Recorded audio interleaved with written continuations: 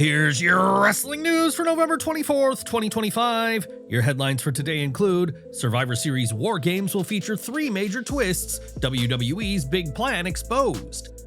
Forgotten WWE star returns after 304 days out with injury. Lucha brothers officially reunite at AAA Alianzas event. Scary injury, AEW star suffered broken arm at Full Gear. Tony Khan reacts. Kris Statlander retains AEW Women's World Title versus Mercedes Moné. Shocking betrayal leads to new AEW World Champion at Full Gear. Major Name wants to clear the air with Randy Orton after long-standing issues, and more.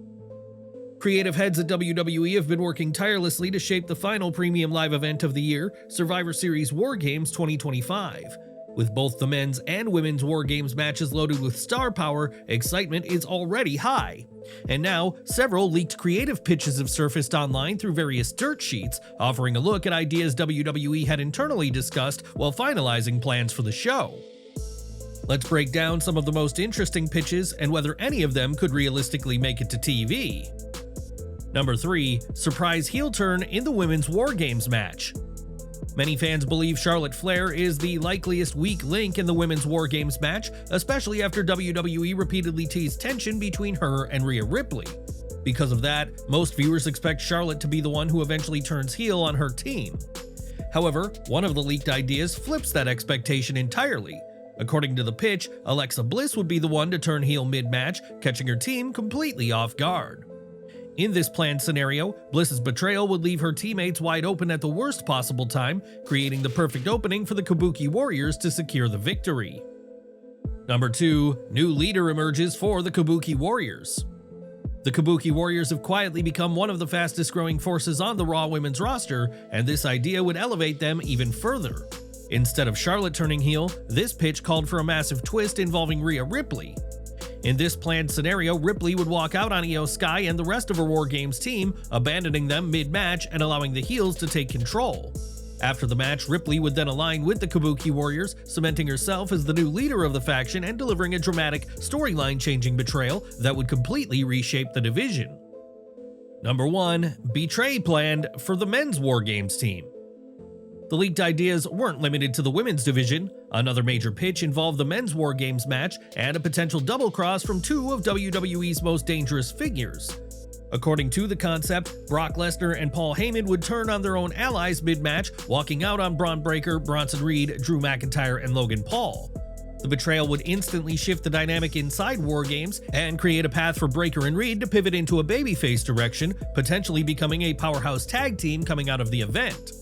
Meanwhile, Heyman and Lesnar would set their sights back on the world title picture, kicking off a long-term WrestleMania storyline. At this moment, it's unclear whether any of these ideas will actually make it to Survivor Series, or if they were simply early concepts that have already been scrapped. Creative plans in WWE can shift quickly, and only time will tell which direction the company ultimately chooses. Which of these potential twists would you like to see the most at Survivor Series WarGames 2025? Let us know your pick in the comments. Apollo Crews has officially returned to in-ring action after spending several months recovering from injury, and he made his comeback in a completely unexpected place. Before AAA's Alianzas event at the Juan de la Barrera, Lince Dorado issued an open challenge during a dark match. The crowd didn't know what to expect, but the surprise was massive when Apollo Crews stepped out to answer the call. It marked his AAA debut and his first match since early this year.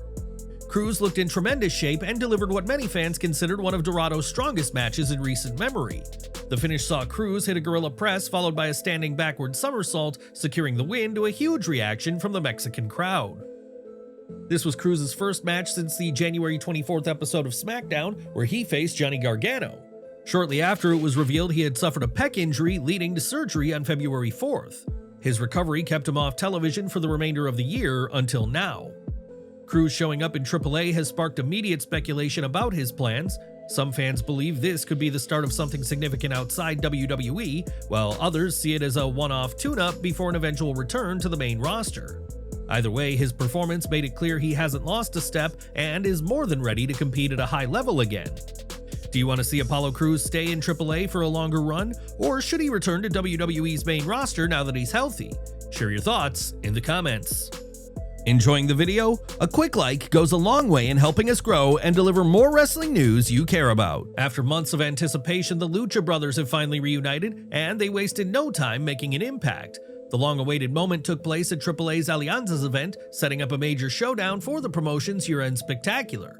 Following Dominic Mysterio and El Grande Americano's victory over Dragon Lee and El Hijo del Vikingo, Rey Fenix and Penta appeared together on screen for the first time in months. The brothers immediately issued a warning to Dominic and Americano, formally challenging them to a tag team match at AAA's Guerrera de Titanes on December 20th. The timing of the reunion couldn't have been more perfect, with Guerrera de Titanes being one of AAA's biggest annual events. Adding a Lucha Brothers match instantly raises the stakes. Their challenge sets up a high-profile clash that has the potential to steal the entire card. Now the question becomes whether the reunited duo can overpower Dominic Mysterio's growing momentum, or if Dominic and El Grande Americano will pull off an upset against one of Lucha Libre's most iconic teams. Are the Lucha Brothers the perfect team to take down Dominic Mysterio, or could the young star and El Grande Americano shock the world? Drop your thoughts in the comments. Full Gear 2025 delivered one of the night's most brutal showdowns as Kyle O'Reilly and Jon Moxley collided in a no-holds-barred match that lived up to every expectation. The fight quickly turned savage, with Moxley resorting to anything he could, biting, stabbing, and overwhelming O'Reilly with his signature chaos to try and secure the win. But despite the onslaught, Kyle survived it all and locked in an ankle lock that forced Moxley to tap. With that, O'Reilly became the only man to make Jon Moxley submit twice. After the bell, Moxley appeared to show a rare moment of respect, giving O'Reilly a subtle nod for surviving the beating, but the gesture was nothing more than a setup as Moxley snapped and launched a vicious post-match assault. He placed O'Reilly's arm in a steel chair and stomped down, then transitioned into an armbar as commentary noted the terrifying possibility that Kyle's arm had been broken on the spot. During the post-AEW Full Gear media scrum, Tony Khan confirmed the worst: Kyle O'Reilly will indeed be sidelined following the no-holds-barred brawl. Khan said the timing couldn't be worse as Kyle had hoped to compete in the Continental Classic, but injuries from the match will prevent him from being cleared. After the actions of Jon Moxley and the hard-hitting match they had, Kyle O'Reilly will now be out of action. It's unfortunate because he really wanted to compete in the Continental Classic. Kyle is probably not going to be cleared and will have to deal with injuries coming out of what was a great no-holds-barred match and arguably the biggest win of his career. Khan did not offer specifics on the severity of the injury or an estimated recovery timeline, but more updates are expected as medical evaluations continue. For now, Kyle O'Reilly leaves Full Gear with a career-defining victory and a potentially career-altering setback. Whether this moment becomes a detour or a turning point will depend entirely on how quickly he can fight his way back. AEW Full Gear delivered several standout matches, but due to time constraints, we focused on reviewing the biggest moments of the night. Mercedes Moné threw everything she had at Kris Statlander, but the champion fought smarter, stronger, and more composed than in their previous encounters. Their chemistry has always been undeniable, and once again it carried the match, giving AEW a fitting conclusion to one of its strongest in-ring trilogies. The CEO sensed the crowd's energy dipping at points and found subtle ways to pull them back in, adjusting her pacing and presence to keep the arena invested. But the real purpose of this match was clear: spotlight Statlander's evolution. Even working through a kayfabe injury, Statlander pushed forward and proved too much for Moné. She finally secured a decisive win over the CEO, balancing their series and reinforcing the idea that Moné is not quite ready for the world title picture yet. AEW appears committed to the slow build, and Moné likely won't make that next leap until she drops some of the gold she's already carrying. One thing worth keeping an eye on is the crowd reaction. Fans continue to rally around Moné, and the steady rise in support suggests that a babyface turn might come sooner rather than later.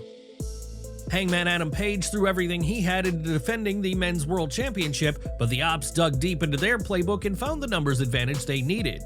After the Cowboy managed to neutralize both Katsuyori Shibata and Powerhouse Hobbs, Hook suddenly hit the ring and blasted Hangman, setting up the muscle buster that sealed the victory. As the Ops celebrated their win, the lights cut out. Moments later, Swerve Strickland appeared alongside Prince Nana. Joe quickly backed off while Swerve stormed the ring and laid out the members of the Ops Dojo, eventually standing shoulder to shoulder with Hangman inside the cage. On most nights, the main event is defined by its in-ring quality. This time, it was all about the story. Joe and Hangman delivered a bloody, gritty cage match that showed the Cowboy could outfight Joe one-on-one, but with the Ops united, and now reinforced by Hook, the numbers tilted sharply in Joe's favor. Hook's turn was a major shift. His alliance with Eddie Kingston never fully clicked, and joining the Ops alongside Shibata, Hobbs, and Joe gives him the chance to lean into his darker side and truly test himself as a heel. The Handsome Devil adds exactly the kind of fourth piece this faction needed. Meanwhile, Swerve Strickland returned looking more dangerous than ever. Putting him and Hangman on the same side against a shared enemy gives AEW a fresh storyline pivot heading into 2026. Even though Hangman's title reign still had plenty of life left, this direction feels bigger, something designed to hook fans for the long haul rather than ride the belt until momentum fades.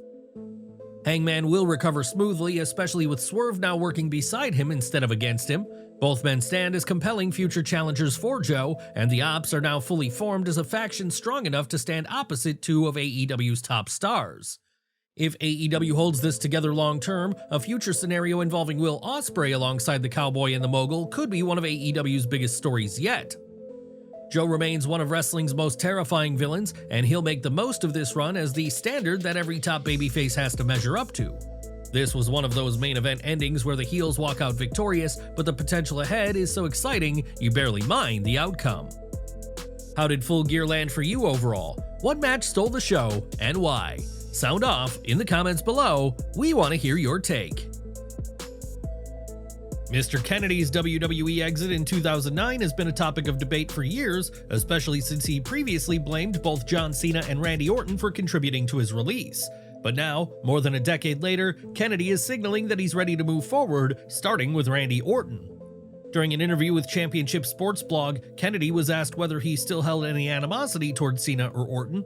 He admitted that for years he genuinely hated them, but eventually realized that carrying that kind of anger only harmed him, not the people he was upset with. Oh yeah, for sure. There were years where I hated those guys, but then one day I realized that me hating them doesn't do anything. They don't care. The only person that hurts is me. They always say hating somebody is like drinking poison and expecting the other person to die.